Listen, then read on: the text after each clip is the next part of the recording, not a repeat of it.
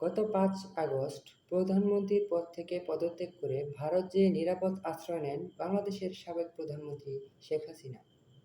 সরকার পতনের পরে আওয়ামী লীগের সাধারণ সম্পাদক ওবায়দুল কাদের সহ দলের অনেক বড় নেতাকর্মীরা দেশ থেকে পালিয়েছেন এবং তাদের মধ্যে বেশ কয়েকজন গ্রেপ্তার হয়েছে। দলের নেতাকর্মীদের এরকম বিপদের মুখে ফেলে দিয়ে দেশ থেকে পালিয়ে নিরাপদ আশ্রয় নেওয়াটাকে ভালোভাবে দেখছেন না আওয়ামী লীগের নেতাকর্মীরা। এছাড়া ১৫ই আগস্ট সহ একাধিকবার পাল্টা বিপ্লবে ব্যর্থ হওয়ার পর শেখ হাসিনার জেদ এবং একঘেয়েমির কারণে দলটির এরকম করুণ পরিণতি বলে অনেকেই ধারণা করছে।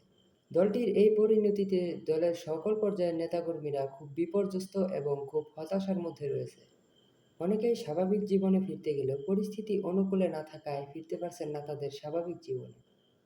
ফলে পট পরিবর্তনের ক্ষেত্রে দলের রাজনৈতিক পরিবর্তন আনতে গেলে নেতৃত্ব পরিবর্তনের বিকল্প দেখছে না দলের শীর্ষস্থানীয় নেতাকর্মী। যদিও দলীয় প্রধানের পদ ছাড়তে এখনই শেখ হাসিনা প্রস্তুত নন।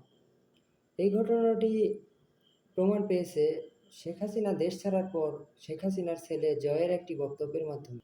শেখ হাসিনার আমলে গুম, খুন ও হত্যাসহ অতীতের অনেক কর্মকাণ্ডের কারণে বাংলাদেশের মানুষ তাদের উপর এতটাই ক্ষিপ্ত যে শেখ হাসিনার আমলে যতগুলো হত্যাকাণ্ড হয়েছে এখন সবগুলো হত্যাকাণ্ডের দায়ভার নিতে হচ্ছে বাংলাদেশের সাবেক প্রধানমন্ত্রী শেখ হাসিনা এবং ইতিমধ্যে তার নামে প্রায় শতাধিক মামলা রয়েছে। চলমান বাংলাদেশের বৈষম্য বিরোধী ছাত্র জনতার আন্দোলনের গণহত্যা, শাপলা চত্বরে গণসমাবেশে হত্যাকাণ্ড, বিডিআর হত্যাকাণ্ড সহ আগের সকল উল্লেখযোগ্য হত্যাকাণ্ডে নির্দেশদাতা হিসেবে শেখ হাসিনা আলোচনার কেন্দ্রবিন্দুতে রয়েছে। এসব প্রেক্ষাপট মাথায় নিয়ে বঙ্গবন্ধু কন্যা শেখ হাসিনা রাজনৈতিক অঙ্গনে ঘুরে দাঁড়াতে পারবেন না বলে মনে করছেন অনেকেই। এদিকে বঙ্গবন্ধুর নির্মোহ সমর্থক কৃষক শ্রমিক জনতা লীগের সভাপতি বঙ্গবীর কাদের সিদ্দিকী সম্প্রতি সাংবাদিকদের বলেন, শেখ হাসিনাকে দিয়ে আর রাজনীতি হবে না।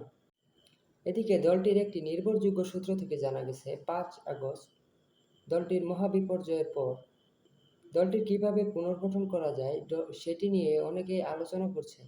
এদিকে নতুন এবং পুরনো নিয়ে দল পুনর্গঠনের কথা ভাবছেন দলের শীর্ষস্থানীয় নেতারা।